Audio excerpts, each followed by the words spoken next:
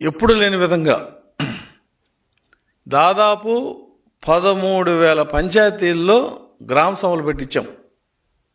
మరి పంచాయతీరాజ్ మినిస్టర్ పవన్ కళ్యాణ్ గారు ప్రత్యేకమైన శ్రద్ధ తీసుకుని ఆ గ్రామ సభలు పెట్టించి గ్రామాల్లో ఒక రకమైన ఉత్తేజం, నా గ్రామానికి ఏం రావాలి, ఏమొచ్చినాయి, ఎలా ఖర్చు పెట్టారు, ఇదంతా కూడా ప్రజలకు వివరించి ఏర్పాటు ఆ రోజు చేయడం జరిగింది. ఇది భారతదేశంలో ఎక్కడా జరగల.